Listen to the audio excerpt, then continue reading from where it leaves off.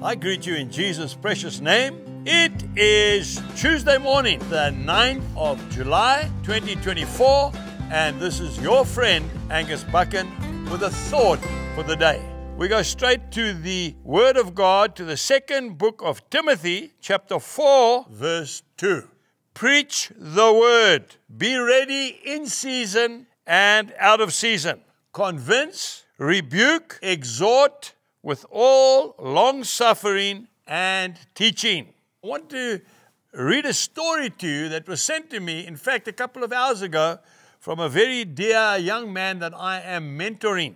Robert Schuller's teenage daughter, Cindy, was in a motorcycle accident and had to have her leg amputated. John Wayne is a big fan of Robert Schuller. He heard Dr. Schuller say on one of his programs that his daughter had been in an accident and had to have her leg amputated. John Wayne wrote a note to her saying, "Dear Cindy, sorry to hear about your accident. Hope you will be all right. Signed, John Wayne." The note was delivered to her, and she decided she wanted to write John Wayne a note in reply. She wrote, "Dear Mr. Wayne, I got your note. Thanks for writing to me. I like you very much. I am going to be all right because Jesus is going to help me." Mr. Wayne, do you know Jesus? I sure hope you know Jesus, Mr. Wayne, because I can't imagine heaven being complete without John Wayne being there. I hope if you don't know Jesus, that you will give your heart to Jesus right now. See you in heaven. And she signed her name. She had just put that letter in an envelope and sealed it and written across the front of it, John Wayne, when a visitor came into her hospital room to see her. He said to her, "What are you doing?" She said, "I've just written a letter to John Wayne, but I don't know how to get it to him." He said, "That's funny. I am going to have dinner tonight with John Wayne at the Newport Club down in Newport Beach. Give it to me and I will give it to him."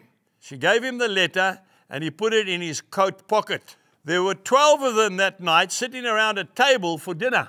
They were all laughing and joking, and the guy happened to reach into his pocket and felt the letter, and he remembered. John Wayne was seated at the end of the table, and the guy took the letter out and said, "Hey, Duke, I was in Schuller's daughter's room today in the hospital, and she wrote you a letter and wanted me to give it to you, and here it is." They passed the letter down to John Wayne, and he opened it, and someone happened to notice, looking down at John Wayne, he was crying. One of them said, "Hey, Duke, what's the matter?"